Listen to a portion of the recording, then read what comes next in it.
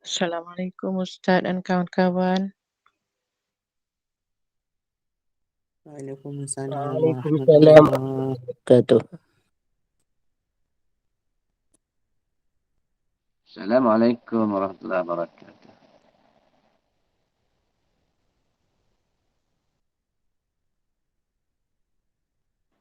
Waalaikumsalam warahmatullahi wabarakatuh. Sebelum Ustaz masuk ni, kita pakak-pakak kecek lah dulu. Rakan-rakan jemaah. Sahabat semua. Boleh berkenalan kan siapa hendak kenal. Sementara ni, rasa mudir Ustaz Halim apa tu rasa. Suara comel tu, orang bisa, orang bijak tu. Tahniah lah kelulusan terbaik dalam Kelantan Malaysia tahun ni. Tahun Allah, lepas. terima kasih. Sama. Cikgu Amran pun sama juga. 2-0. Kita duduk patak tahun lepas kat tahun ni kat naik lah sikit.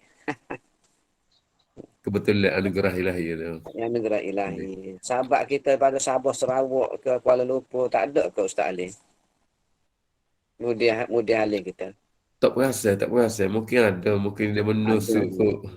Nusuk. Dalam 110 orang ni, 200 orang ni. Ada sangat. Ada belakang Ponipa kita, sahabat. Belakang pejabat boros dulu ni. Abeya kita ni. Duduk di bacok ni tak muncul lagi ke? Ada yang bembe. Sak gambar ni. Kita ambil peluang lah sikit. Untuk Ustaz masuk kita pakai senyap belakang. Assalamualaikum. Ya. Assalamualaikum, sahabat. Waalaikumsalam. Okey. Baik.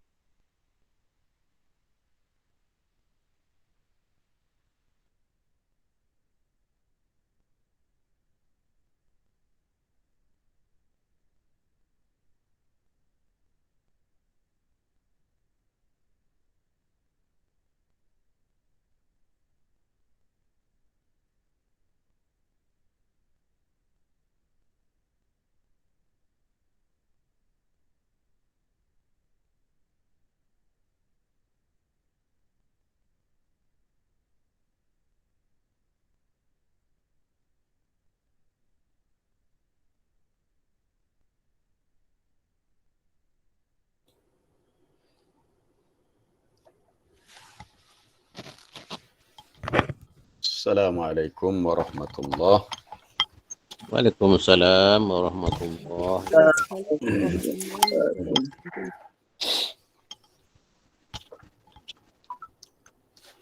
Bismillahirrahmanirrahim.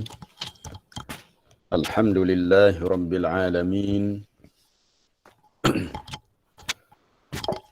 Salatan wa salaman ala Rasulillah wa ala alihi wa ashabihi ajma'in. Subhanaka la ilma lana illa ma 'allamtana innaka antal alimul hakim. Wa tub 'alaina innaka antat tawwabur rahim. Rabbi shrah li sadri wa yassir li amri wahlul 'uqdatam min lisani yafqahu qawli. Allahumma 'allimna ma yanfa'una wa zidna 'ilma warzuqna fahma, amma ba'd. Muslimin muslimat para jemaah yang dirahmati Allah. Alhamdulillah, hari ini hari Jumaat 15 Rabiul Awal 1443 Hijriah bersamaan 22 Oktober 2021 Masihi. Jadi hari ini kita masih diberi peluang oleh Allah Ta'ala untuk kita bersama meneruskan slot tadabbur Al-Quran dalam surah Al-Qiyamah. Kita dah sampai sebelum ni ayat 25, jadi hari ni kita nak sambung ayat 26. Jadi banyak perkara yang telah kita bincangkan dalam surah Al-Qiyamah. Itu antaranya Allah Ta'ala bersumpah dengan hari kiamat, Allah Ta'ala bersumpah dengan nafsul lawamah, menimbulkan persoalan yang orang-orang kafir ragui, adakah berlakunya al-ba'su, hidup selepas kematian. Kemudian diberi gambaran tentang apa yang berlaku pada hari kiamat. Kemudian Nabi SAW tidak dibenarkan untuk segera baca Quran sebelum selesai wahyu. Itu pun kita dah selesai perbincangan ayat tu. Kemudian yang terakhir kita bincang hari Selasa bahawa ni, sifat orang-orang kafir lebih cintakan kehidupan dunia dan mereka tidak mempedulikan kehidupan akhirat. Di akhirat nanti ada dua golongan manusia, yang beriman, yang baik, yang soleh, wajahnya berseri-seri. Adapun orang kafir ataupun orang yang zalim, wajah mereka sangat muram, kecewa dan sedih, dan mereka yakin bahawa mereka akan dikenakan azab siksaan yang berat. Kemudian ayat hari ini antaranya ialah tentang saat cemas ketika nyawa sampai ke halqum. Ni semua orang akan lalui. Semua orang akan lalui, termasuk kita semualah. Tak ada sesiapa pun yang terkecuali daripada menghadapi saat-saat kematian. Iaitu saat terakhir kita akan berpisah dengan dunia. Satu masa nanti kita akan katakan kepada dunia, selamat tinggal dunia, dan kita akan berpindah ke alam lain. Kita hidup di alam dunia sebab ruh bersama dengan jasad. Tetapi apabila ruh sudah dibawa keluar daripada jasad, maka tiada lagi kehidupan di alam dunia, kita akan dibawa ke alam lain, alam barzakh. Jadi setiap orang akan menempuh kematian dan dia yakin, ketika itu dia yakin dia akan berpisah dengan dunianya. Jadi tujuan kita tadabbur ni untuk kita sentiasa mengingatkan diri kita bahawa satu masa nanti kita akan menghadapi saat ini. Kita nak mengelak tak boleh, kita nak lari daripadanya tak boleh, kita mesti bersedia. Dan sebaik-baik persediaan bekal untuk bertemu dengan Allah adalah memiliki sifat taqwa. Wa tazawwadu fa inna khairaz zadi taqwa. Kemudian kepada Allah jugalah kembalinya semua manusia. Kepada Allah Ta'ala sahajalah semua manusia akan kembali kepadanya. Baik, itu di antara intisari ayat yang kita akan bincang hari ini. Baik, kita baca dulu lah. A'udzu billahi minasyaitonir rajim. Kalla idza balagatit taraqi wa qila man raq wa dhanna annahu al-firaq والتفت الساق بالساق إلى ربك يومئذ المساق فلا صدق ولا صلى ولكن كذب وتولى ثم ذهب إلى أهله يتمطى. Sampai ayat 33, ayat 26 hingga ayat 33. Kalla idza balagatit taraqi. Sekali-kali jangan begitu. Itu merujuk kepada apa yang sebelumnya. Sekali-kali jangan begitu, iaitu jangan sekali-kali kamu mengutamakan dunia sehingga kamu melupakan akhirat. Kenapa Allah Ta'ala mengingatkan begitu? Jangan kamu utamakan dunia sehingga lupa akhirat. Jangan kamu cinta dunia sehingga tidak mempedulikan bekal untuk ke akhirat. Kerana akan sampai saatnya apabila nafas seseorang, nyawa seseorang sudah sampai ke kerongkong. At-taraki dari segi bahasa Arabnya at-tarquah. Bila nyawa sampai ke halqum, nanti kita akan lihat saat-saat macam mana roh dicabut.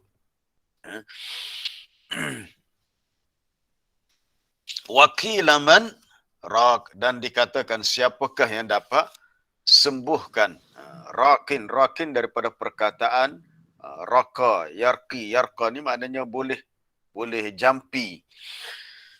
Wakilaman rak, ada satu wajah dalam bacaan hafaz, kita baca di situ dengan saktah.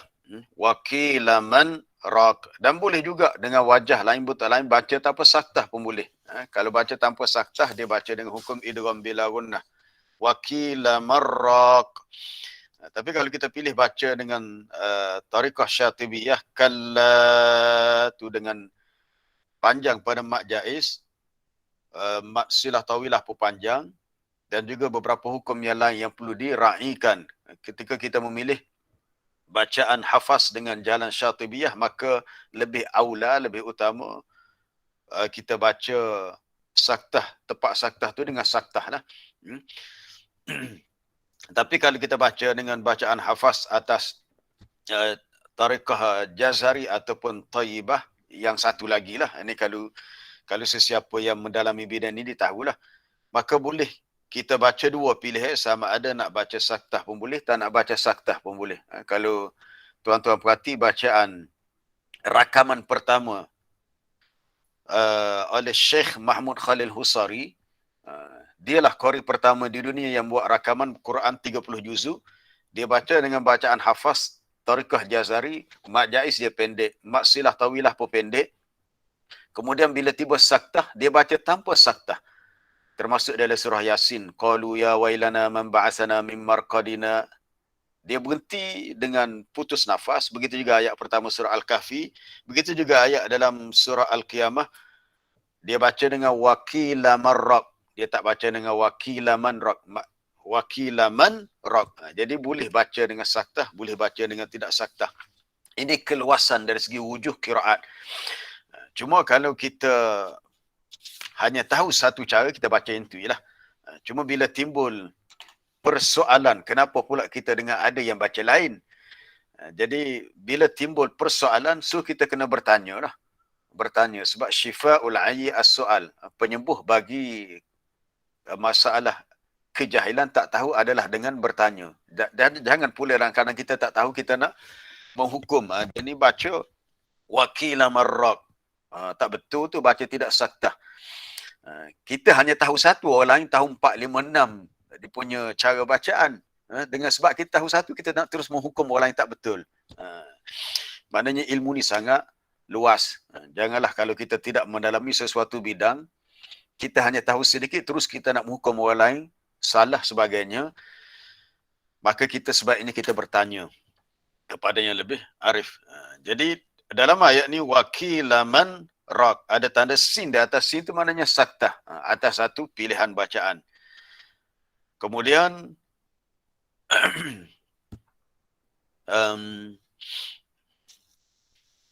baik, kita habiskan terjemahan dahulu. Wa dhanna annahu al-firaq, dan dia menyangka. Dia menyangka di sini makna dia yakin. Ini kita jumpa lagi kalimah dhanna, wa dhanna, dhann.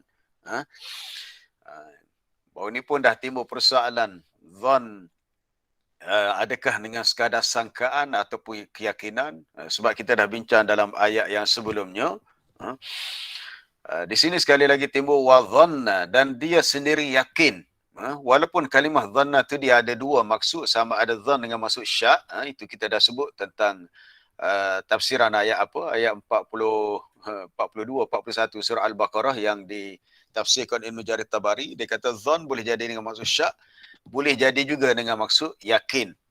Tapi di sini lebih kepada yakin. Dalam edisi tafsir Pimpinan Rahman oleh Syekh Abdullah Basmih pun dia tak sebut dhann dengan maksud sangkaan. Dia terus kepada direct, dan dia sendiri yakin. Dia ni orang yang nak mati ni, orang nak meninggal ni yakin bahawa sesungguhnya saat itu adalah saat perpisahan. Saat dia akan berpisah dengan dunia. Roh kita tak mati sebenarnya, jasad kita yang mati. Roh cuma firak, berpisah daripada jasad. Kemudian Allah Ta'ala menggambarkan wal taffatis saqu bisaq, dan bertautlah, betis kiri dengan betis kanan. Dalam edisi terjemahan lain juga kita lihat di sini, Abdullah Basmih lain. Dia tak terjemah dengan sak ni betis. Klik pada terjemahan dia. Serta kedahsyatan yang bertindih-tindih. Kenapa dia terjemah begini? Nanti kita akan lihat. Ada ulama tafsir yang sebut begitu. Ya. Sebenarnya as-sak bis-sak. As-sak maknanya betis. Bertemu betis dengan betis. Mana di sini ada banyak takwilan di sisi ahli takwil, di sisi ahli tafsir sebagaimana disebut oleh Al-Imam At-Tabari. Nanti kita akan lihat nanti. Jadi di sini Syekh Abdullah Basmih memilih untuk mengambil mafhum secara umum. Bertemunya betis dengan betis maksudnya kedahsyatan yang bertindih-tindih. Sakitnya nak mati, beratnya menanggung saat roh keluar daripada jasad, digambarkan bertindih-tindih. Allahu Akbar. Semoga Allah Ta'ala memudahkan sakratul maut yang kita akan lalui bila sampai masanya. Ila rabbika yawma idhinil masaq. Ayat berikutnya. Kepada Tuhanmu jugalah tempat kamu akan dibawa pergi. Masaq, asalnya perkataan saqa yasuku, pandu. Masaq, tempat kamu akan dipandu untuk dibawa ke sana. Masaq ni macam mahattah, suatu stesen yang kita akan singgah di sana. Itu kembali akhirnya kepada Allah. Kita semua akan dibawa pada hari itu menuju kepada Allah. Ila rabbika yawma idhinil. Zal itu ada tanwin, baris dua di bawah. Bertemu dengan alif, tak ada hamzah. Dipanggil hamzah wasal. Maka kaedahnya kita kena hidupkan balik nun zaidah yang mati. Nun tambahan yang ada pada tanwin tu. Yauma idzin, baca dengan yauma idzi.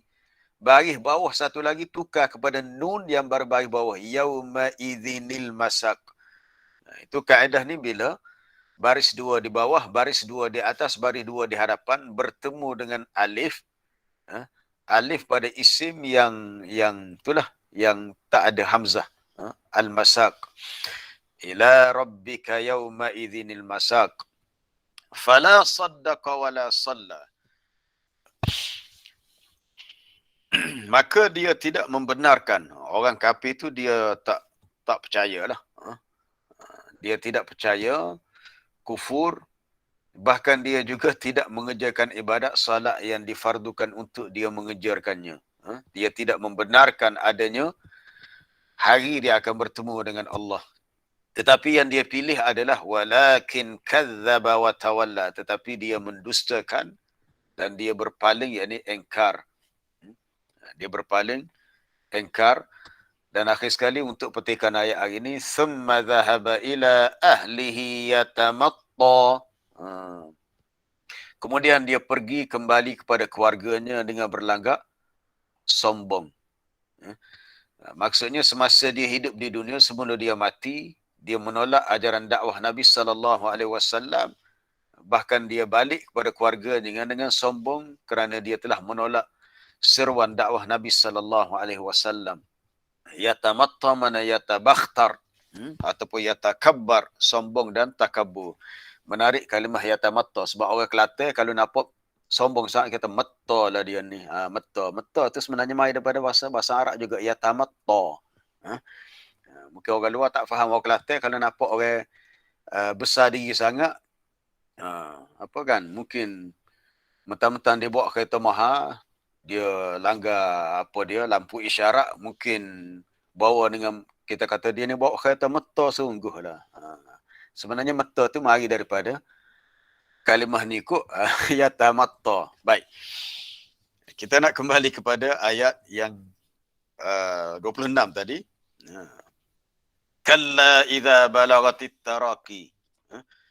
Sekali-kali jangan begitu. Ingatlah ni ayat ni Allah Taala nak mengingatkan kita supaya kita insaf, ya, supaya kita insaf, kita sedar sampai satu saat kita tak mampu untuk menahan roh tu jangan keluar. Walaupun kalau boleh kita nak hidup lagi, tak boleh. Bila sampai masanya dia tak boleh ditangguhkan. Ajal ni bila dah sampai dia tak boleh tangguh dah. Kita pernah bincang ayat di akhir surah Al-Munafikun dulu. Bila orang-orang yang didatangi kematian minta supaya apa dia? Ditangguhkan sedikit ajal kematian sebab mereka nak bersedekah. Kita dah bincang dulu surah Al-Munafikun. Di akhir surah tu. Mereka minta supaya ditangguhkan sedikit kematian. Ditangguhkan sedikit tempoh kematian tu ila ajalin qarib. Rabbi laula akhartani ila ajalin qarib fa asaddaqa wa akum minas salihin. Tujuannya supaya aku dapat bersedekah dan jadilah aku orang-orang yang saleh. Tapi apa jawapan Allah di akhir surah Al-Munafikun? Allah Taala beri jawapan walan yuakhirallahu nafsan idza jaa ajaluha.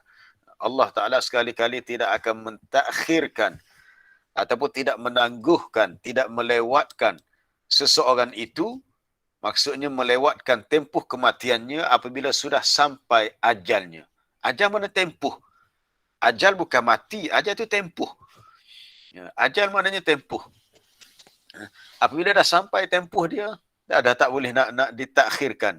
Ingatlah, Allah sekali-kali tidak akan melambatkan, tidak mentakhirkan, tidak melewatkan kematian seseorang ataupun sesuatu yang bernyawa, bukan manusia sahajalah, apa-apa yang bernyawa termasuk binatang, bila dah sampai ajalnya, bila dah sampai tempoh kematiannya, matilah.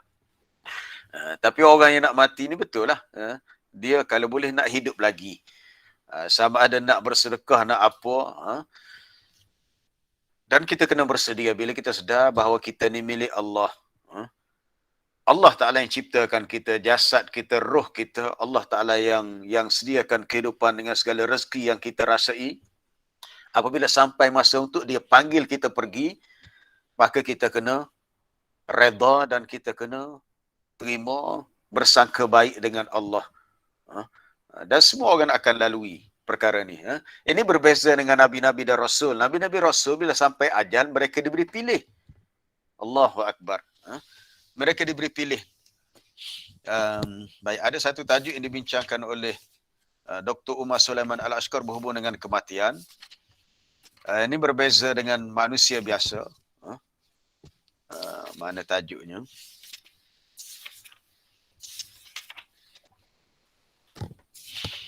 Kematian tak diketahui ajalnya, kematian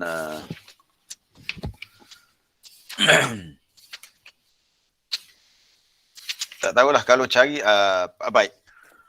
Dalam hadis Sahih Bukhari dari Aisyah radhiyallahu anha, dia kata satu ketika Nabi SAW pernah bersabda ketika baginda masih sihat. Matan hadis itu berbunyi, innahu lam yuqbad nabiyyun. Innahu lam yuqbad nabiyyun. Hadis ni ada dalam Sahih Bukhari. Jadi kalau dah sebut Sahih Bukhari tak perlu timbul salah. Ustaz, hadis ni sahih ke tidak? Memang secara umumnya hadis itu garantilah sahih lah. Sahih Bukhari, Sahih Muslim sahih. Innahu lam yuqbad nabiyyun hatta yara maq'adahu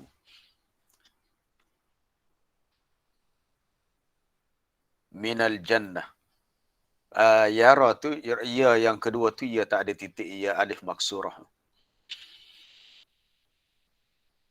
Okey, rasa cukup dah. Cukup kita search cari matan hadis ni.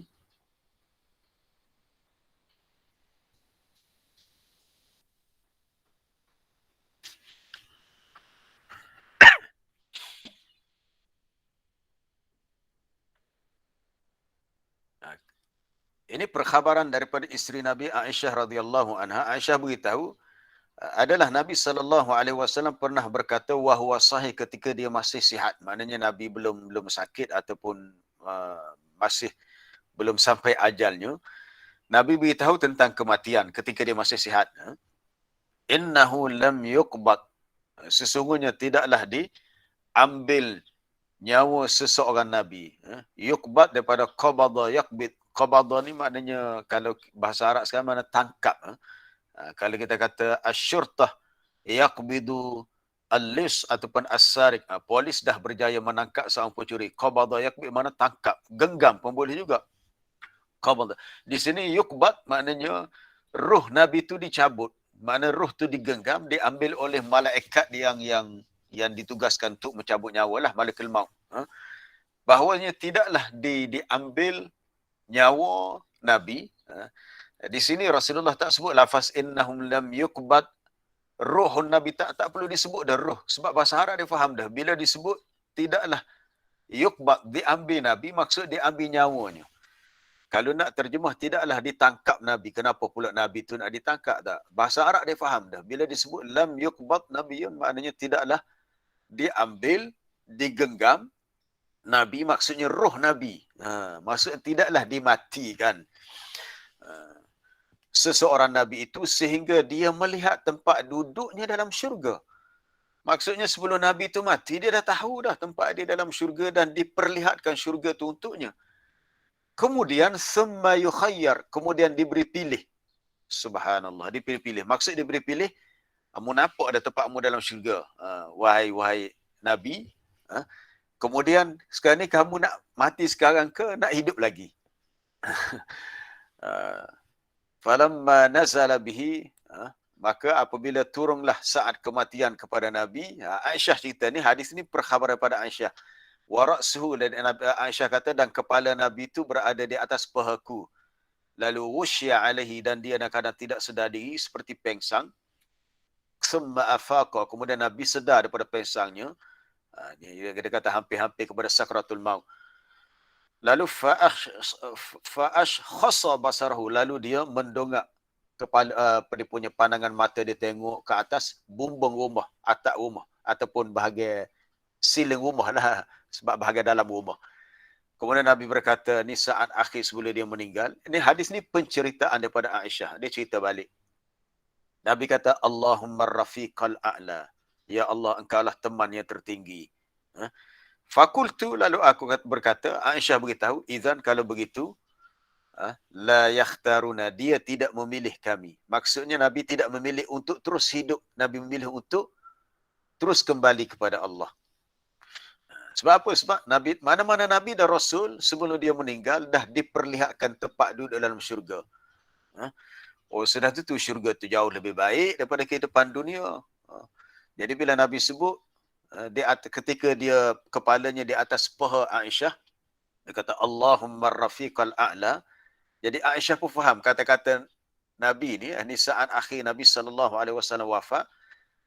Aisyah pun faham, dia kata, oh idzan kalau begitu la yakhtaruna, dia tidak memilih kami. Maksud tidak memilih untuk terus hidup bersama dengan kami isteri-isterinya, dia memilih untuk menyahut panggilan Allah dan bersedia untuk berpisah dengan dunia. Wa araftu annahu al-hadith alladhi kana yuhaddithuna wa huwa sahih. Dan aku tahu hak Nabi cerita dulu, Nabi cerita bahawa seorang Nabi tak akan dicabut nyawanya sehingga diperlihatkan tempat duduk dalam syurga kemudian diberi pilih. Aku tahu hak Nabi cerita dulu tu masa dia masih sahih, masih sihat lagi. Qalat, adapun kata Aisyah, fa kanat akhir kalimatin takallama biha. Kata Aisyah, maka adalah, ini pengakuan daripada Aisyah, adalah kalimah terakhir yang Nabi tuturkan, yang Nabi sebut adalah Allahumma rafiqal a'la.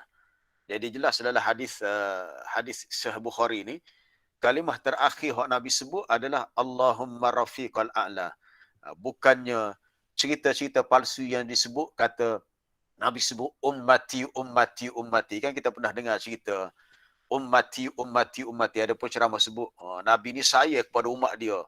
Sebelum mati, sebelum meninggal, sebelum wafat, Nabi sebut perkataan terakhir, oh, umatku, ya Allah, umatku. Tapi hadis Sahih Bukhari ni sangat bercanggah dengan cerita tadi.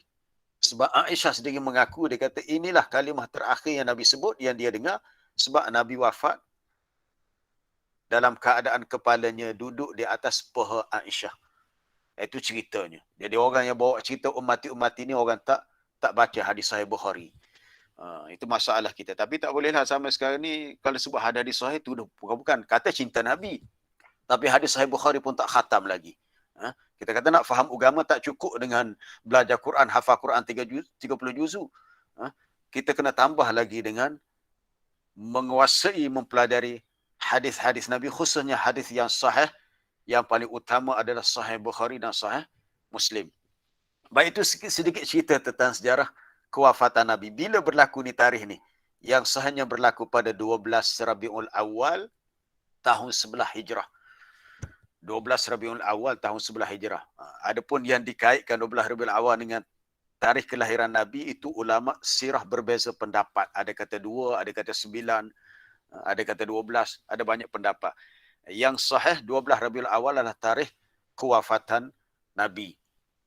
Baik, kita nak kembali kepada cerita kematian tadi. Saya nak kaitkan soal kematian tadi, bila nyawa sampai ke taraki. Baik, kita nak lihat kalimah taraki. Taraki ni, kita lihat dari segi bahasa pula. Taraki, asalnya kita boleh rujuk dalam ma'ajim. Dalam ma'ajim, al-ma'ani, dalam kamus al-ma'ani, kalimah at-tarkuah. At-taraki ni jamak daripada at-tarkuah. Alif, lam, tara, qaf, waw, ta marbutah. Tarkuah. Ia merujuk kepada bahagian apa ya?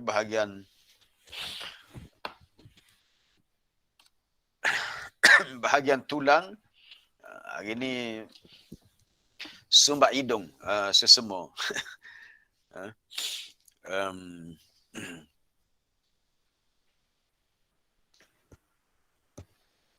Kena cari dalam tafsir mungkin ada, dalam kamus al-ma'ajim al-ma'ani pun ada. At-taraki ni pada perkataan tarkuah itu tulang antara leher bahagian bawah dan bahagian bahu. Tulang bahagian leher bawah tekak kita ni bukan bahagian atas dekat halkum, bahagian bawah dengan bahagian bahu. Maknanya atas sedikit pada bahagian dada. Pangkal leher. Itu at-taraki, tarkuah. Bila nyawa sampai situ tu, kalau bahasa Kelantan kata nyawa tu dah kokak-kokak dah. Kokak-kokak ni mana dah saat-saat yang paling genting dah tu. Paling klimaks ke muncak dah. Sebab apa? Sebab roh kita, at-taraki jamak tarkuah wahiyal izam al-muktanifah linakratin nahar. Itu bahagian tulang yang berada bahagian bawah sebenarnya pada nahar kita punya leher dalam kita. Dan dia menjadi muqaddam. Muqaddam ni permulaan bagi halkum. Halkum ni bahagian atas. Kalau halkum daripada min a'la, dia bermula daripada atas dada. Min a'la asl, daripada atas dada. Mana bahagian bawah leher, atas dada. Itulah dia punya tarkuah. Ataupun yang dikatakan taraki tadi. Susahlah kalau kita nak terjemah bahasa Melayu, susah. Sebab kita tak ada satu kalimah yang khusus. Bahasa Arab ni dia kaya dengan kosakata, dengan dia punya sarwah lugawiyah. Tarkuah lain.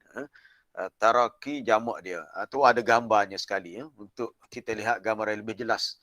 Posisi kepada taraki tu. Kalla idza balagatit taraki tu. Bahagian atas dada. Dan di situ ya.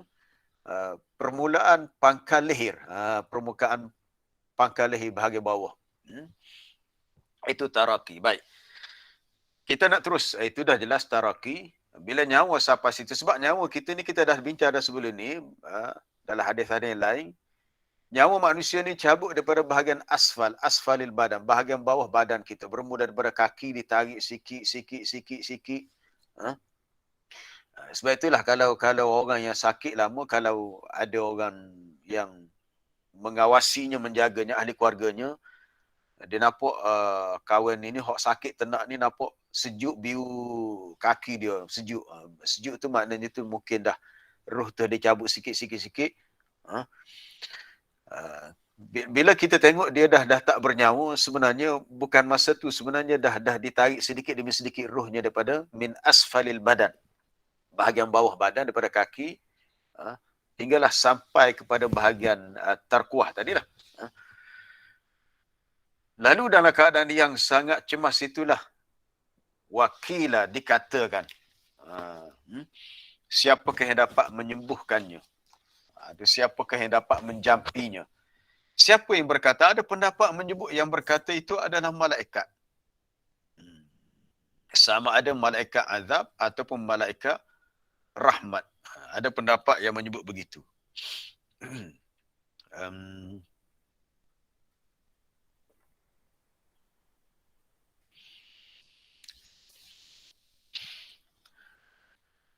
Apabila roh sampai ke bahagian atas dada, antara kedua bahagian dada, maka berkatalah ba'dul hadirin li ba'd. Berkatalah sebahagian orang-orang yang hadir di sisi si mati, pesakit ternak yang akan mati ni, yang hadir ni biasa ahli keluarga lah. Dia bertanya, hal min rakin yarkihi wa yashfihi mimma huwa fihi. Adakah sesiapa yang boleh tolong jampi, boleh tolong sembuhkan, boleh tolong apa-apa? Adapun orang yang nak mati tu wa aikana al-muhtarar wa aikana al-muhtadar anna alladhi nazala bihi huwa firaqud dunya. Adapun tu sudah ada di atas tadi, naik sikit.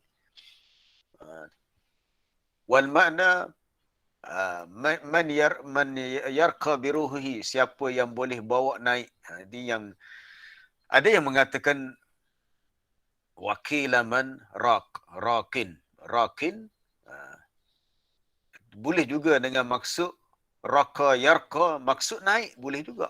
Kalau dengan maksud boleh jampi sembuh, ya juga.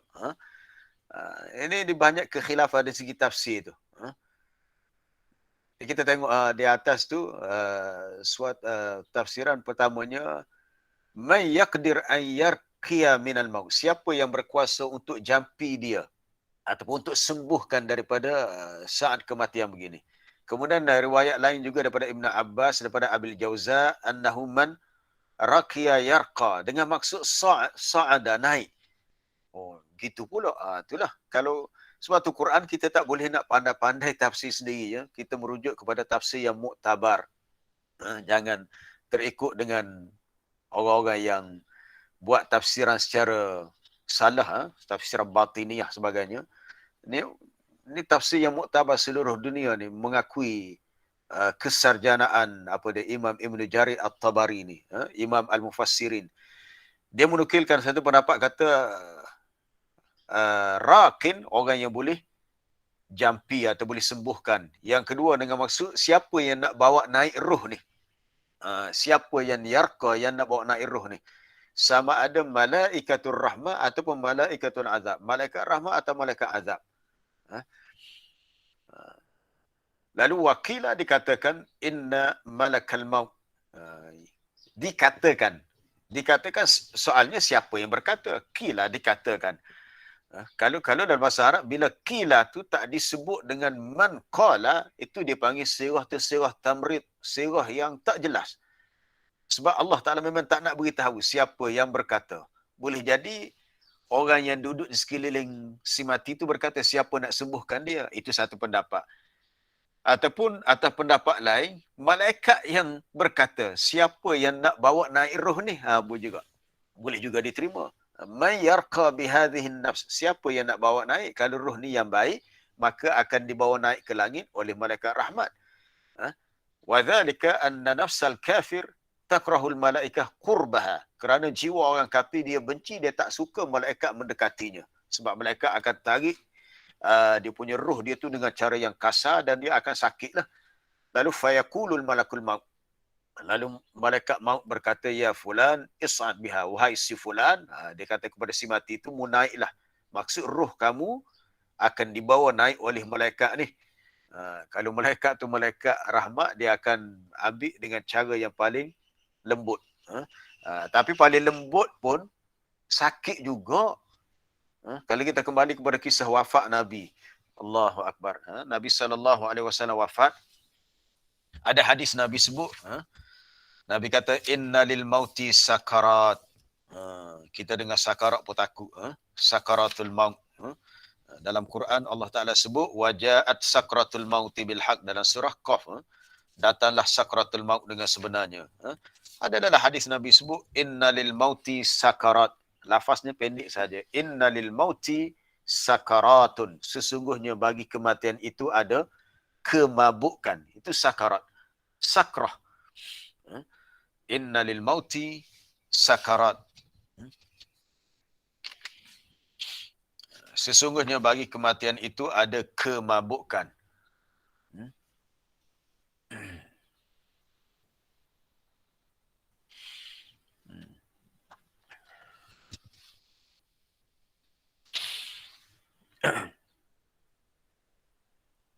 Hadis ini juga daripada hadis Aisyah juga.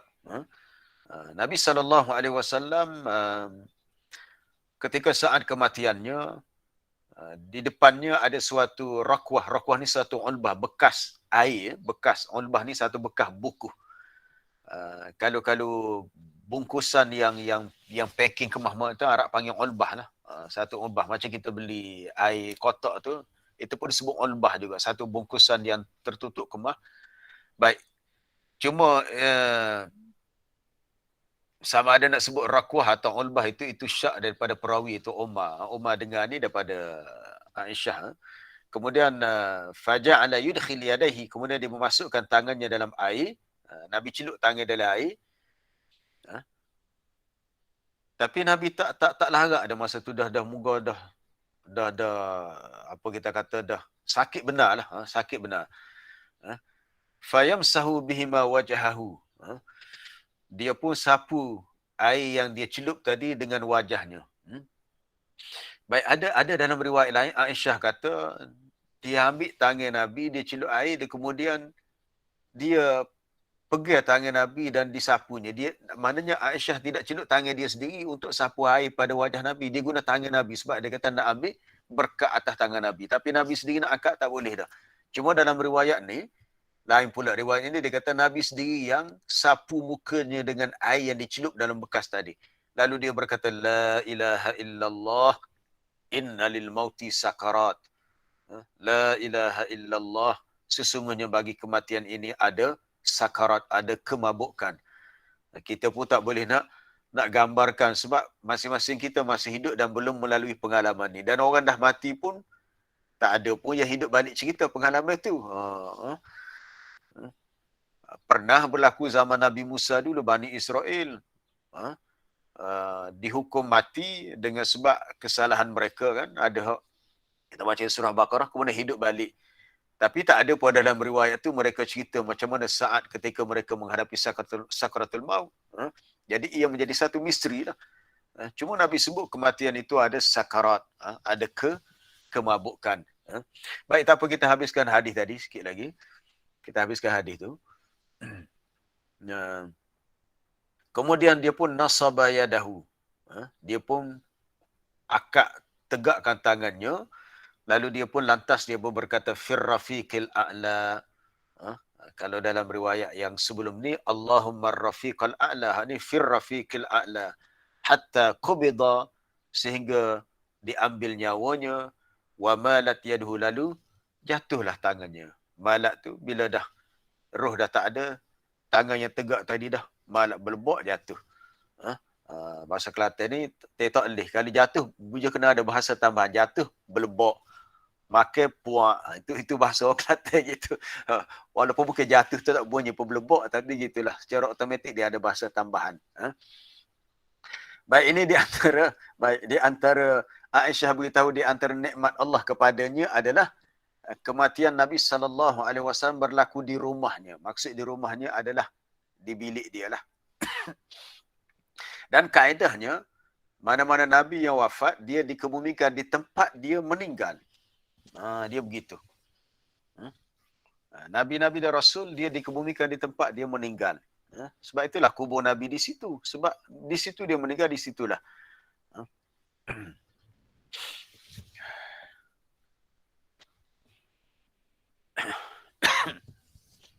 Baik, kita nak terus kepada ayat yang berikutnya. Takut tak sempat pula. Dah pukul berapa? 7.20 dah.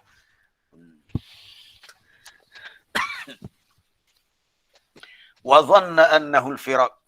Dhanna, dan dia yakin bahawa dia akan berpisah. Dan dia yakin dia akan berpisah. Sekali lagi kita bertemu dengan kalimah dhanna dengan maksud yakin. Saya dah sebut tadi. Dhan dalam bahasa Arab boleh jadi dengan maksud yakin, boleh juga dengan maksud syak. Di sini yakin, di sini dengan maksud dhan, di sini dengan maksud yakin. Sebab itu bila ulama hadis bahagikan, dia kata hadis mutawatir ni hadis yang yufidul ilmi al-yaqini. Hadis mutawatir ni hadis yang membawa kepada maksud ilmu yang meyakinkan. Itu kategori yakin yang paling tinggi. Paling tinggi. Kemudian bila mereka sebut hadis ahad ni banyak kemungkinan bergantung kepada ramainya perawi dan kedudukan dia. Ada yang kalau rawi itu mungkin paling ramai 3, dipanggil hadis yang masyhur. Kedua hadis aziz, yang ketiga hadis gharib seorang. Tapi kalau perawi itu cukup syarat-syarat dia dari segi adalah sifat keadilan dan dia punya dhabit dia, maka dia diterima periwayatannya walaupun dia tidak mencapai tahap yang mutawatir. Maknanya setiap tabaqat, setiap peringkat periwayatan tu antara sosok peringkat generasi itu tidak dah terlalu ramai. Cuma untuk meletakkan rendah sedikit daripada mutawatir, maka mereka guna istilah dhanni, yufidul ilmi adh-dhanni. Adh-dhanni bukan semestinya syak, yakin juga, tapi yakin yang rendah sedikit. Tu kita kena faham yakin ni dia banyak kategori. Yakin banyak kategori itu kita dah bincang dalam surah At-Takasur dulu. At-Takasur, kalla law ta'lamuna ilmal yaqin. Ada yakin yang dibina atas ilmu. Kita yakin dengan sebab ilmu. Ada yakin yang berlaku dengan melihat. La tarawunnal jahim thumma la tarawunnaha 'ainal yaqin. Yakin juga, tapi yakin dengan sebab melihat. Hak itu lebih tinggi daripada ilmal yakin. Tapi yakin yang benar-benar kuat adalah inna hadza lahu haqqul yaqin fasabbih bismi rabbikal azim. Tu di akhir suratul Waqiah dan juga di akhir surah surah Al-Ma'arij. Jadi ada ilmal yakin, ada ainal yakin dan ada haqqul yakin. Jadi yakin tu ada banyak peringkat. Jadi dhanna ni termasuk yakin. Cuma kategorinya rendah sedikit daripada hadis periwayatan. Kalau kita dah bicara bidang hadis lah. Cuma ni kita nak bicara dari segi lughah, dari segi bahasa. Kaedah bahasa Arabnya begitu. Dan dia yakin bahawa dia akan berpisah. Jadi kalimah firaq, kita nak tadabusi kalimah al-firaq. Kalimah al-firaq ni menunjukkan bahawasanya anna ruh itu dia tidak mati. Mana catatan saya tadi?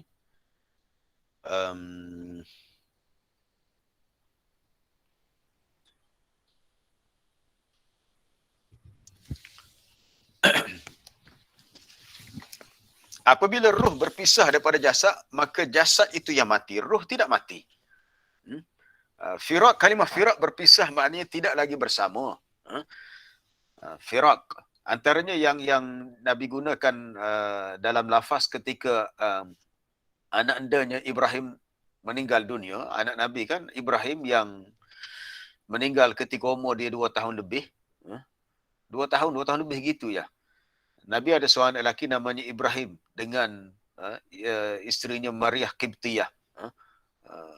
Bukan dengan Khadijah, dengan Maryah Qibtiyah. Ketika meninggalnya Ibrahim, apa Nabi kata? Ya Ibrahim, wa inna li firaqika la mahzum. Nabi guna kalimah firaq. Dalam mata hadis-hadis itu riwayat Imam Bukhari. Firaq, ya dengan maksud berpisah. Nanti kita lihat contoh itu. Antara contohnya ialah Nabi kata, inna li firaqika la mahzunun. Ya Ibrahim. Kenapa Nabi tak kata, ya Ibrahim, inna mautaka, sesungguhnya kematian kamu menyebabkan kami benar-benar sedih. Dia kata kami sedih dengan berpisahnya kamu daripada kami, berpisah. Sebab apa? Sebab orang yang mati ni dia berpisah sementara je. Kita akan jumpa balik dengan mereka di akhirat nanti akan jumpa balik. Bukannya berpisah untuk selama-lamanya. Selama-lamanya tu kalau nisbah atas dunia ni betul lah tak jumpa dah di dunia, tapi akan jumpa di akhirat nanti. La mahzunun. Inna li firaqika la mahzunun. Di situ ada kalimah firaq dengan maksud mati.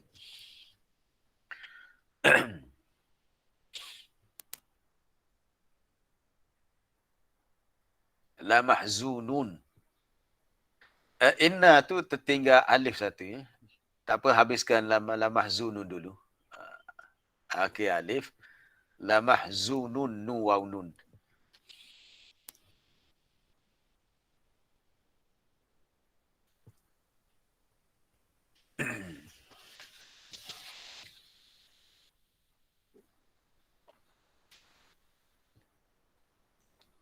Kalau kita buat tadabbur ni direct dengan FB, dengan YouTube, so kita tak boleh buat presenting macam ni bagaimana dalam Google Meet. Sebab orang lain yang kuliah-kuliah tadabbur tafsir lain, dia orang tak ada buat presenting macam ni. Kita yang buat gini. Baik, tu ada hadisnya.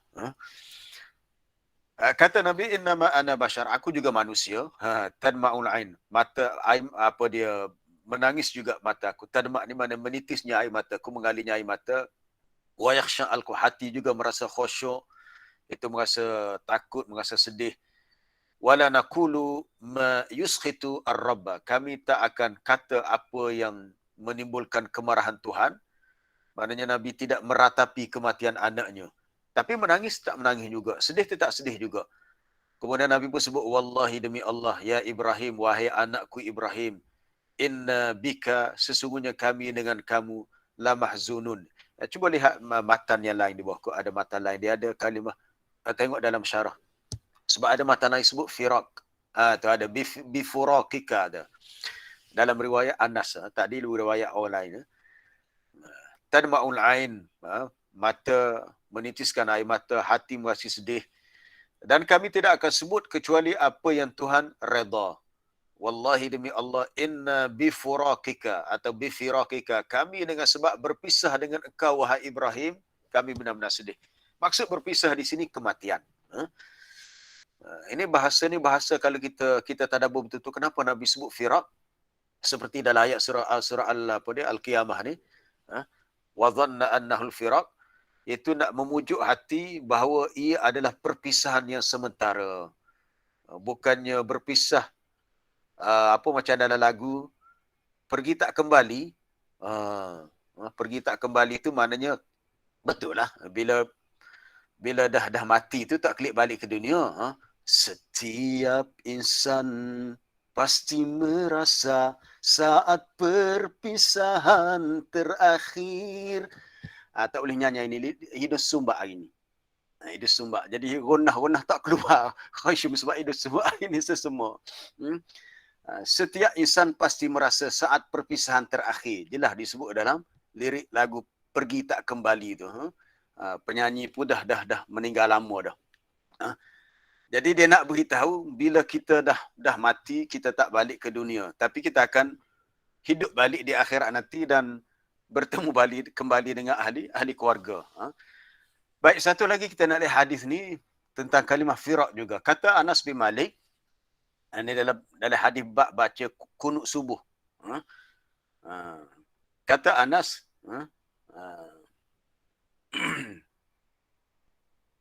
apa dia Anas kata, ma zalna Nabi sallallahu alaihi wasallam yaqnutu fil fajri hatta faraqad dunya.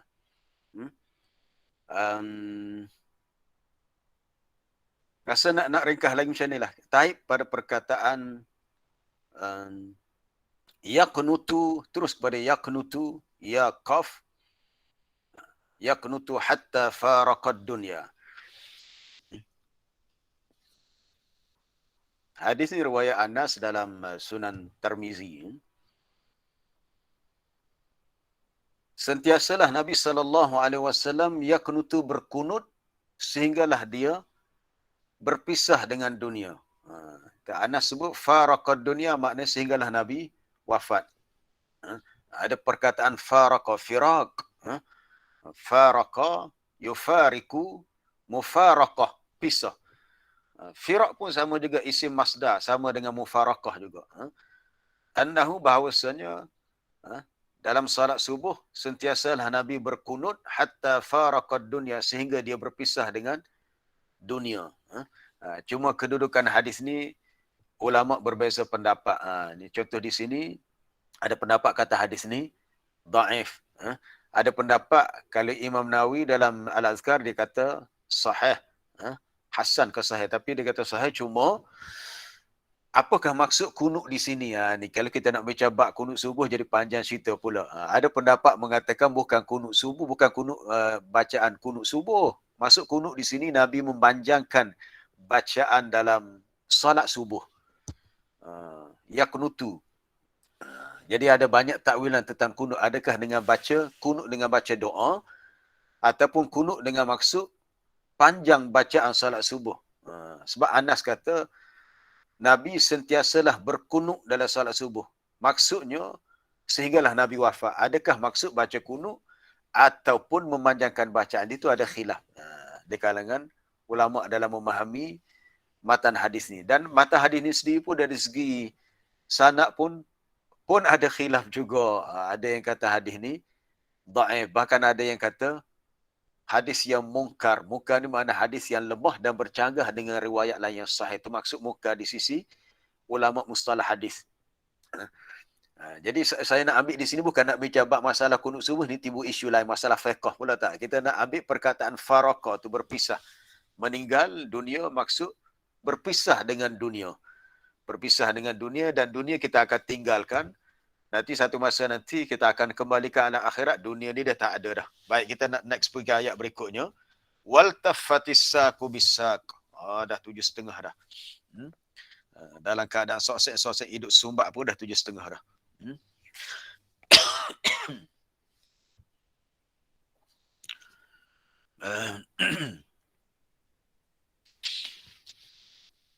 Saya dah sebut awal-awal tadi, wal taffatis saqu bisaq ni dia ada banyak takwilan. Baik-baik. Di sini dah di bawah dia punya paparan. Ustaz baru sudah bawa paparan daripada tafsir At-Tabari. Ikhtalafa ahlu ta'wil fi ta'wili dhalik. Jelas. Dia kata ahlu ta'wil ni, ahlu tafsir dah ikhtilaf. Berlaku perbezaan pendapat dalam takwilkannya. Ada setengah mereka mengatakan ayat ni dengan maksud wal taffata syiddatu amri dunia bi syiddati amri akhirah. Iaitu akan berlagalah, bertemulah kedahsyatan urusan dunia dengan dahsyatnya urusan akhirat saat kematian. Saat kematian, masa itulah bertemunya kesusahan urusan dunia. Duk mikir aku ni mati habis macam mana anak bini aku, macam mana harta aku. Lepas tu fikir alam akhirat yang akan dilalui. Itu yang dikatakan syiddah, berat dan dahsyatnya. Satu. Kemudian di bawah tu ada satu riwayat yang dikemukakan oleh Imam Tabari, haddatsani Ali qala haddatsana, tak atas tadi. Okey, Abu Salih haddatsani Muawiyah an Ali an bin Abbas, katanya wal taffatis saqu bisaq yaqul akhir yaumin minad dunya wa awwal yaumin minal akhirah. Itulah hari terakhir seseorang itu hidup di dunia dan itulah hari terawal dia akan menuju ke akhirat. Bila berlaku kematian, itulah hari terakhir dia di dunia, ma'assalamah, goodbye dunia, dah tak ada dah dunianya. Dan itulah hari pertama dia akan melangkah ke akhirat. Fataltaqi asyiddah bisyiddah, maka bertemulah dua kedahsyatan. Dahsyat ni benda yang berat. Berat nak berpisah dengan dunia dan berat kerana memikirkan nasib apa di akhirat nanti. Macam mana ni? Illa marrahimallah, katanya kecuali sesiapa yang Allah Ta'ala rahmati, maka dia boleh hadapi semua tu dengan tenang. Tu kita dah bincang dulu dalam surah Fussilat. Bila seseorang beriman tu didatangi kematian, tatanazzalu alaihimul malaikatu alla takhafu wa la tahzanu wa abshiru bil jannati allati kuntum tu'adun. Itu kita dah bincang dalam surah Al-Fussilat. Para jemaah boleh rujuk sendiri. Malaikat akan turun dan memberi bahasa pujukan. Dia kata tak perlu kamu sedih, tak perlu kamu duka cita, tak perlu kamu takut. Kami nak memberi kabar gembira kepada kamu dengan syurga yang dijanjikan kepada kamu. Allahu Akbar. Jadi bila malaikat sebut wa abshiru bil jannah, gembiralah kamu dengan syurga yang dijanjikan kepada kamu. Muka surat 480 ya. Tambah 2 muka surat lagi, satu lagi. Ayat atas sekali tu.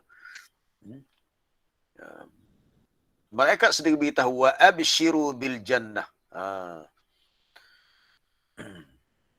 Di ayat ni menceritakan saat kematian seseorang yang dia ni orang beriman yang istiqamah dengan keimanannya, malaikat akan turun dengan menyatakan alla takhafu, kamu tak perlu takut, kamu tak perlu sedih, kamu boleh bergembira dengan syurga yang dijanjikan kepada kamu. Jadi bila dah dapat khabar gembira syurga, tak ada lagi syiddah tadi. Syiddah yang disebut waltafatissa kubisa tadi. Bertemunya dua kesusahan dunia akhirat tadi tak timbul adalah. Jadi Allah Ta'ala ringankan dengan bahasa yang malaikat sampaikan tadi. Baik, atas tafsiran lain sebut waltafatissa kubisa, bertemulah betis dengan betis. Iaitu semasa si mati tu dikafankan. Kita pun faham bila dikafankan kaedahnya dia kapan tu dia kena kemah keming. Kemah keming pula dah. Mana kemah molek. Dia bila si mati tu dia memang kemah dah. Dia punya kedudukan kaki dia rapat molek, diikat pula di bahagian atas kepala, bahagian kaki ikat. Kita tengok bila dikapankan si mati tu macam tak boleh longgar-longgar. Bila dah dikapan dengan kain kapan kemudian diikat, kita tengok sendirilah antara dua betih dengan betih tu rapat bertemu. Kemudian tangan dia letak atas dada macam kita solat. Tu. Hak kemah tu lah disebut waltafatissa kubisaka. Itu ada daripada Ad-Dhahak menyebut waltafatissa kubisa ahlud dunya yujahhizunal jasad wa ahlul akhirah yujahhizunal ruh. Adapun ahli dunia mereka mempersiapkan jasad si mati itu, mempersiapkan maknanya dimandikan, dikapankan, kemudian dikebumikan, disolatkan, kemudian dikebumikan. Manakala ahli akhirah itu malaikat pula bersiap-siap untuk mengambil roh. Bila roh dah diambil, jasad tu dah mati, maka dia dipersiapkan ataupun diselenggarakan untuk dikebumikan.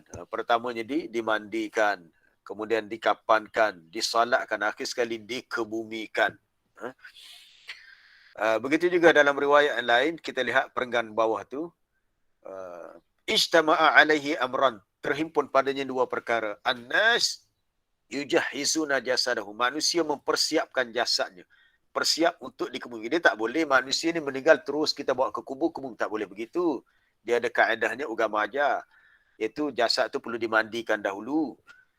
Dimandikan, kemudian bila dah siap dikapankan, bila dikapankan disolatkan, barulah dikebumikan. Itu dipanggil tajhiz al-mayyit. Tajhiz al-mayyit, cara nak menyelenggarakan jenazah. Manakala malaikat pula selenggarakan rohnya. Itu kita dah bincang dulu dalam hadis riwayat Imam Muslim dalam daripada Al-Bara' bin Azib. Malaikat akan datang bawa kafanun min akfanil jannah wa hanutun min hunutiha, bawa kain kapan daripada syurga. Ini kain kapan untuk balut rohnya dengan wangian-wangian daripada syurga. Lalu bila malaikat bawa roh tu ke atas, lalu malaikat di atas bertanya, ma hadhihi ruh at-tayyibah, ni roh siapa yang baik? Lalu disebut dia dengan sebaik-baik nama yang disebut untuknya di dunia, fulan bin fulan. Iaitu waltafatissa kubisa dah selesai. Kita pergi pada ayat berikutnya. Ila rabbika yawma idzinil masaq. Kepada Tuhan kamu jugalah akhirnya tempat kamu dibawa untuk kembali. Masak itu isim fa'il pada isim makan kepada kalimah saqa yasuku, pandu. Tempat kita dipandu untuk dibawa akhirnya kembali kepada Allah. Sebab itulah bila orang tu mati, kalimah yang biasa kita ulang, kita sebut musibah yang paling besar kematian, kita akan kata inna lillah wa inna ilaihi raji'un. Al-masak di sini mana al-marji' wal ma'ab, tempat kembali dan tempat kesudahan. Tempat kita akan dipandu untuk dibawa. Kenapa disebut al-masak? Sebab bukan roh si mati tu yang pergi sendiri, tak. Yang bawa dia adalah malaikat. Wadzalika, kerana kata Ibnu Katsir ni dan tafsir Ibnu Katsir, anna roh turfa ila samawa, roh tu diangkat ke langit. Bukan roh tu pergi sendiri, bukan roh tu terbang sendiri, roh tu diangkat oleh malaikat ke langit. Lalu Allah Ta'ala berkata kepada malaikat, ruddu abdi ilal ardi, kamu kembalikan hamba-ku ni ke bumi. Setelah selesai dikebumikan si jenazah itu, Allah Ta'ala suruh kembalikan ruh seketika dalam kubur. Fa inni minha khalaqtuhum, kerana aku ciptakan dia daripada tanah, wa fiha u'iduhum, dalam tanah aku kembalikan, wa minha ukhrijuhum taratan ukhra. Ini sama dengan ayat 55, boleh rujuk ayat 55 surah Taha yang berbunyi minha khalaqnakum wa fiha nu'idukum wa minha nukhrijukum taratan ukhra. Ayat dalam surah Taha sama dengan dalam hadis ni, lebih kurang hadis ni bukan hadis kursi lah. Ada disebut dalam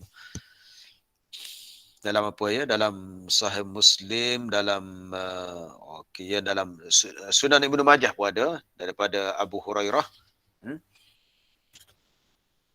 Ayat 55. Lagi depan lagi.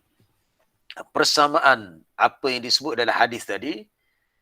Kenapa Allah Ta'ala suruh malaikat kembalikan ruh tu dalam tanah semata untuk melalui sesi soal jawab dengan munkar nakir.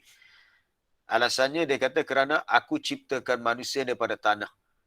Perkara ini dah disebut dalam ayat 55 surah Taha. Minha khalaqnakum wa fiha nu'idukum wa minha nukhrijukum taratan ukhra.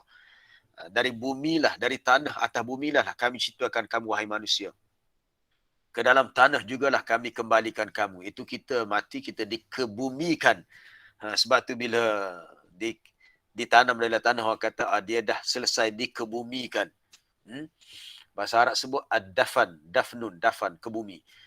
Wa minha nukhrijukum taratan ukhra, dan daripada tanah jugalah kami keluarkan kamu sekali lagi. Kita asal daripada tanah, mati masuk dalam tanah, hari kiamat nanti bangkit keluar daripada tanah juga. Bahkan makanan kita juga semua berasal daripada tanah. Makanlah apa saja. Kita makan daging kambing, daging lembu. Lembu, kambing makan rumput. Rumput tumbuh daripada tanah. Baik. Akhirnya kembali kepada Allah. Masak. Masak. Baik, sebelum kita berhenti, kita nak lihat dah 7.42 ni. Kalimah masak kembali kepada Allah. Masak. Itu al-marji' al-ma'at, tempat kembali. Dengan maksud dibawa, dipandu. Dibawa dipandu ni kita nak rujuk ayat terakhir dalam surah Az-Zumar.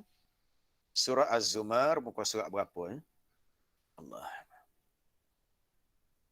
Akhir surah Az-Zumar, muka surat 466. 466. Juga asalnya kalimah saqa yasuku. Tadi masak, dia punya isim makannya. Wasiqa, ayat 71 tu.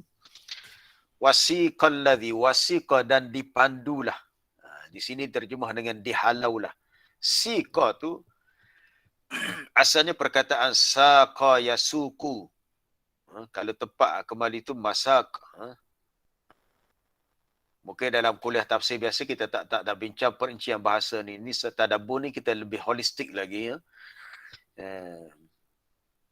Lebih terperinci lagi. Siqa dan dipandulah. Siapa yang memandu? Malaikat. Jawapannya malaikat. Wasiqal ladzi, dan dipandulah. Wa tu dengan maksud dan. Dan dipandulah. Tapi kalau baca dengan suk jadi pasar pula. Tapi kalau baca dengan sakun, isimnya, sakun maknanya betis. Sebab tu bahasa Arab sebut suk, pasar tu, sebab orang Arab dulu bila ke pasar mereka akan akak kain tinggi, nampak betih. Gitu sebabnya. Suk, pasar, asalnya perkataan saqa. Saqa, bukan saqa, sakun. Saqa, isimnya, betis. Tapi kita bukan nak bincang tentang kalimah pasar, kalimah betih. Tapi dia punya maksud istiqaq dia hampir sama. Tapi perkataan saqa yasuku dia bentuk fi'il madhi, fi'il mudhari'. Siqa, itu dipanggil bina majhul. Siapa yang bawa? Malaikat yang bawa manusia, sama ada yang kafir ke neraka, orang beriman ke syurga. Maknanya orang kafir bukan pergi sendiri ke neraka. Orang beriman bukan pergi sendiri ke syurga, tetapi dibawa pandu oleh malaikat. Allahu Akbar. Baik, kita kembali kepada surah Az-Zumar tadi. Wasiqa, dan dipandulah. Dan tempat akhir sekali mereka akan tuju, kalau orang kafir ke neraka Jahannam, kalau orang beriman akan ke syurga. Tu dalam ayat 73, wasiqa. Wasiqal ladzina taqaw, sama juga, dan di bawah pandulah.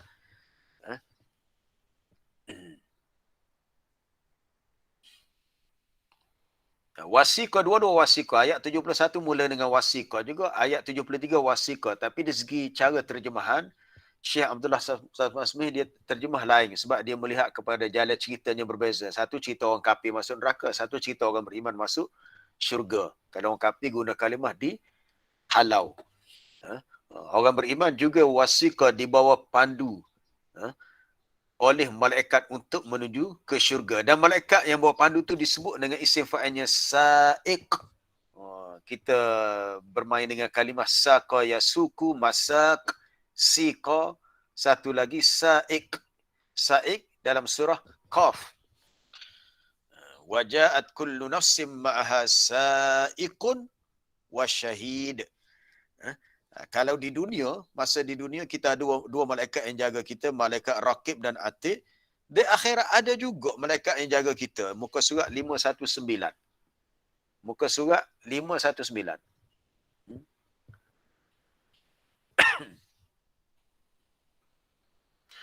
Muka surat 519 ayat berapa tu? Ayat 21. Waja'at kullu nafsim ma'aha sa'iqan. Perkataan sa'iq. Dan setelah itu datanglah tiap-tiap orang kepada mahsyar dengan ada dua malaikat. Dua malaikat. Satu menjadi sa'iq, pembawa. Malaikat yang bawa orang tu. Dia tak boleh pergi sendiri. Kita pergi kepada mahsyar, malaikat yang bawa.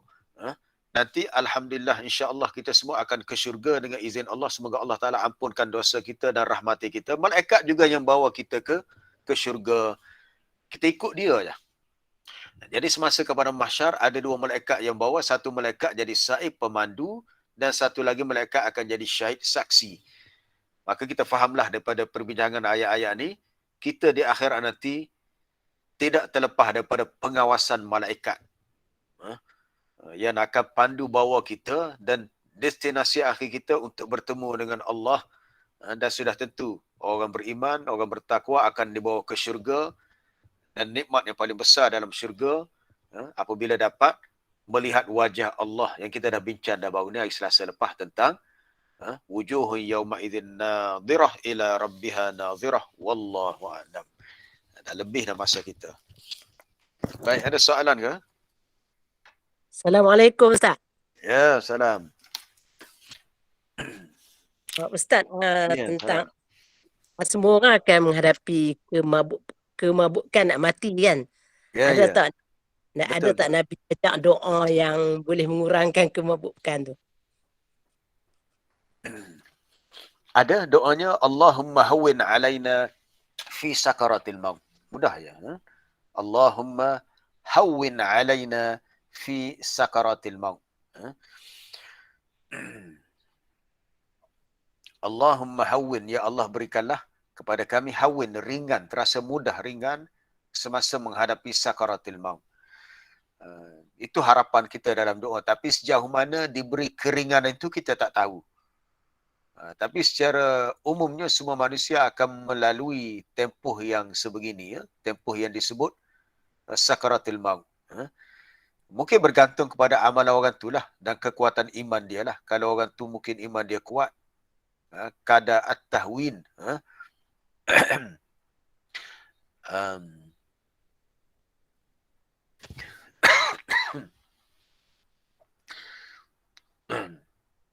ataupun Allahumma a'inni ala ghamaratil maut wa sakaratil maut. Ada doa lain boleh juga ambil mata ni. Allahumma a'inni ala ghamaratil maut wa sakaratil maut. Ya Allah, bantulah aku menghadapi ghamarat. Ghamarat ni seperti kemabukan juga. Ghamarat ni maknanya tak sedar. Kita dah kadang sedar dan seperti sakarat. Hadis ni ada dalam Al-Jami' As-Saghir oleh Imam Tirmizi, tapi Al-Albani menilai sanadnya adalah dhaif. Tapi dalam bab doa tak ada masalah sebab ini bukan bab hukum bab doa. Kalau tak ada dalam hadis pun boleh mana-mana doa yang kalau kita nak susun dengan kalimah sendiri. Terima kasih Ustaz. Ya, sama-sama. Ya, ada soalan lain? Assalamualaikum Ustaz. Salam ya cikgu. Gini Ustaz. Saya nak kaitan juga ni apa ni berkenaan dengan ayat muka surat 80 ayat 18 Ustaz. Ya, ya. Muka surat 80 ayat 18. Mm-mm. Walai sati taubatul lilladzina ya'maluna sayyiati. Baik, saya confuse sini sikit ialah berkenaan qala inni tubtul an. Baik, kita tengok skin hak saya faham gini Ustaz. Orang ni waktu dia taubat dia tidak diterima sedangkan dia boleh kecek lagi ni. Qala inni tubtul an. Sesungguhnya aku hari ni taubat. Tapi kau tengok walai tadi tahu tidak diterima taubat, bukan taubat. Jadi maknanya boleh saya faham gini Ustaz. Katalah orang kita masuk hospital, orang hospital tu lah, bila orang giziarah tanya, lagu mana apa ni kenal kau? Kenal. Jadi dia boleh kecek tapi dia tak ada harapan dah untuk nak hidup. Jadi adakah kecek dia tu kalau dia waktu baik, ya Allah aku bertaubat. Terima kau tidak taubat dia tu. Dia boleh kecek lagi. Tapi kau tengok ayat ni, kau tengok. Wallahu a'lam Ustaz. Ya. Baik, terima kasih cikgu. Muka surat 80 ayat 18 surah At-Taubah. Surah An-Nisa. Ini tentang tamatnya tempoh penerimaan taubat. Kita kena faham pada kalimah yang Allah Ta'ala sebut hatta idza hadara ahadahumul maut. Sehingga apabila datangnya kepada seseorang kamu kematian. Kematian ni merujuk kepada nyawa tu dah hampir tercabut tapi belum tercabut sepenuhnya. Betul, dia boleh kecek lagi. Dia dipanggil keadaan nazak. Nazak ni nazak anak cabut roh tapi belum tercabut. Dia itulah yang dikatakan dalam keadaan kemabukan mati. Dia masih sedar lagi cuma belum mati. Kalau mati tak boleh bercakap apa dah lah. Jadi kalau nak dibandingkan dengan cerita pesakit di hospital tadi, yang saya faham kalau dia boleh bercakap itu belum lagi. Itu belum dalam keadaan hadara ahaduhum. Dia cuma sakit tenat. Kalau dia bertaubat ketika itu masih diterima taubatnya. Sebab apa yang dimaksudkan dalam ayat ini ialah yang Nabi sebut dalam hadis Sahih Muslim, tuqbalu taubatul abdi ma lam yugharghir. Kita lihat hadis ni, nak faham ayat 18 surah An-Nisa ni kena tengok hadis dalam Sahih Muslim ni. Tuqbalu taubatul abdi ma lam yugharghir. Diterima taubat si hamba apabila dia bertaubat selagi mana dia punya nyawa dia belum sampai ke ghargharah. Ghargharah ni ke bahagian hujung halkum. Jadi kalau nyawa tu baru dia dicabut daripada bahagian kaki sampai ke lutut, tuqbalu taubatul abdi ma lam yugharghir, itu lafaznya. Tak apa, kita cari dulu kalau boleh. Tu jumpa. Tuqbalu taubatul abdi, diterima taubat seorang hamba ma lam yugharghir. Apa yugharghir? Maksudnya diterima taubat si hamba kalau dia bertaubat selagi belum sampai nyawa ke ghargharah. Ghargharah merujuk kepada bahagian atas dia punya halkum dia tu. Jadi kalau orang hok sakit di hospital tu kita nampak sakit tenak tapi dia boleh bercakap, boleh tu maknanya belum sampai lagi tu ghargharah.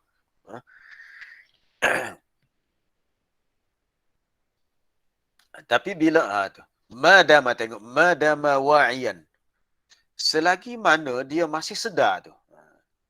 Jadi apa yang saya faham daripada soalan cikgu tu, kalau pesakit tu dalam keadaan sedar, walam yudrikhul maut, dan belum sampai kepadanya kematian. Betul dia sakit tenak tapi kematian belum lagi dan dia sedar. Wa'iyan ni khabar lah, kalau kata khabar lagi, bukannya tak khabar ke pasal tu. Kalau tak khabar, sebab tu kalau orang tu tak khabar tu payahlah kita nak suruh dia mengucap ke, dia bertaubat apa ke, payah sebab dia tak khabar ke pasal tu, tak sedar.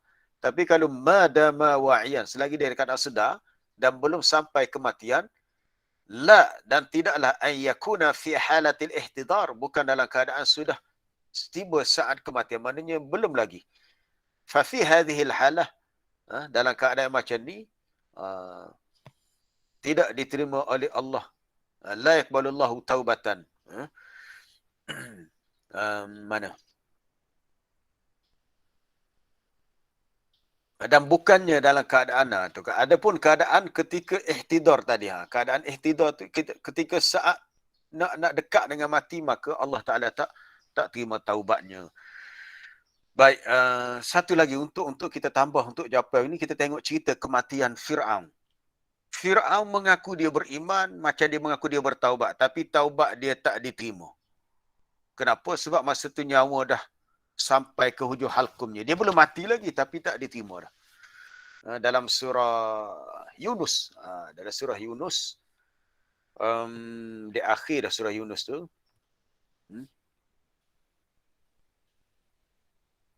muka suratnya 219. Ayat 90. Ayat 90. Kita lihat sedikit kisah kematian Fir'aun. Dan kami bawakan Bani Israel melintasi Laut Merah. Lalu Fir'aun dan tenteranya mengikuti Bani Israel. Lari-lari Fir'aun dengan tentera hamba-hamba kejar. Terbelah laut. Laut terbelah. Baik, hatta idza adrakahul gharq. Sehinggalah apabila Fir'aun hampir tenggelam, tak mati lagi, hampir tenggelam, duduk lemah. Orang Kelantan kata lemah, kokak-kokak dah. Kokak-kokak ni sakit sebenarnya, masa air dalam hidung pedih pun kita sakit dah. Dalam keadaan yang sangat genting tu, apa dia kata? Fir'aun kata, amantu annahu la ilaha illa allazi amanat bihi banu Israel. Aku beriman, dia kata, aku beriman, aku percaya bahawa tiada lagi Tuhan melainkan Tuhan yang juga dipercayai oleh Bani Israel. Dan aku juga termasuk orang Islam yang berserah diri. Masa ni baru mengaku beriman, baru nak bertaubat. Selama ni dia lawan Nabi Musa. Lalu Allah Ta'ala tanya, al-ana, tengok ayat selepasnya. Adakah sekarang ni baru kamu nak beriman? Masa ni iman dia tak terima dah. Jangan pula ada yang salah tafsir ayat ni mengatakan Fir'aun mati dekat dan beriman. Jangan salah tafsir. Sebab iman dia ditolak, taubat dia tak diterima. Allah Ta'ala tanya, al-ana, adakah sekarang baru kamu nak beriman? Wa qad asaita qablu wa kunta minal muslimin. Padahal kamu telah lama kufur derhaka dan kamu termasuk orang melakukan kerosakan. Jadi kalau hok sakit lama di hospital, kalau dia sempat bertaubat, alhamdulillah. Selagi nyawa belum sampai ke halkum lah. Kalau dah sampai ke situ, tak kira lah duduk hospital ke duduk rumah, dah tak diterima taubatnya. Begitu juga orang kafir, kalau sebelum dia mati, dia tak mengucap dua kalimah syahadah dan tak meyakini Allah sebagai Tuhan yang berhak dia sembah, selagi dia tak mengucap dua kalimah syahadah lah, maka rugilah dia mati dalam kekafiran. Wallahu a'lam.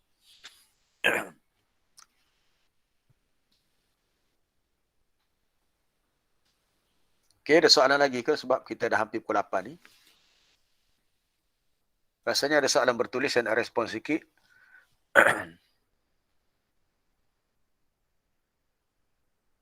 Ada riwayat kata surah Al-Kawthar diturunkan untuk menghiburkan Nabi semasa kewafatan Siti Khadijah, anaknya Ibrahim. Itu kena semak balik sebab ini surah ni dia ada kaitan dengan suatu kurniaan perkhabaran gembira kepada Nabi tentang nikmat ni. Tapi setakat yang saya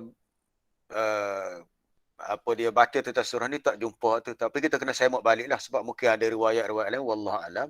Tapi tarikh kematian Khadijah dengan Ibrahim lain. Khadijah meninggal di Mekah sebelum Nabi berhijrah 2 tahun. Sebelum 2 tahun berhijrah ke Madinah. Ibrahim meninggal 2 tahun selepas hijrah. Jadi jaraknya, perbezaannya 4 tahun. Antara wafatnya Khadijah dengan wafatnya Ibrahim tu.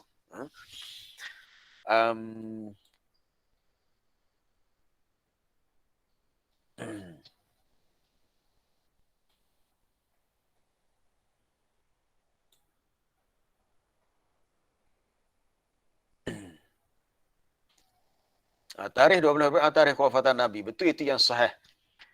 Tetapi kenapa tarikh itu diterima sebagai tarikh kelahiran Nabi? Diterima sebab itulah pendapat yang masyhur. Walaupun khilaf, tapi itulah pendapat yang masyhur. Itu ada perbezaan pendapat dalam kalangan ulama sirah. Tapi kiraan ahli falak mengatakan yang tepatnya bukan 12. Mungkin 9, mungkin 10 perkiraan ahli falak. Sebenarnya boleh kira pun. Sebab kita sekarang ni dah ada peralatan digital, kita boleh kira. Contohnya, kita lahir berapa? Kalau tahun Masihi berapa? Berapa hari bulan pun kita tengok berapa kita punya hijri kita, bulan berapa, tahun berapa hijriah kita. Jadi kalau kita nak tahu, kita tengok Nabi lahir tarikh Masihinya berapa hari bulan Masihi. Nabi lahir, itu kena cari dalam kitab sirah lah. Kemudian kita bandingkan dengan hijriah berapa. Kalau tepat tarikh Masihi kelahiran Nabi, maka tepatlah tarikh kelahiran pada hijri. Tapi ulama sirah tak fikir sangat, sebab itu perisian tu pun baru muncul sekarang lah.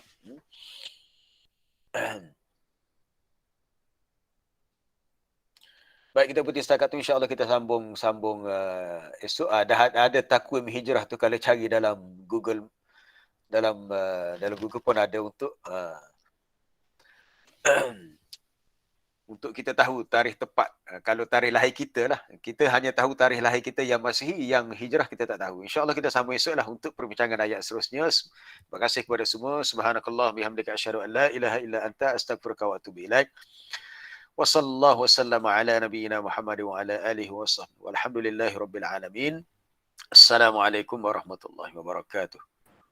Waalaikumsalam. Assalamualaikum warahmatullahi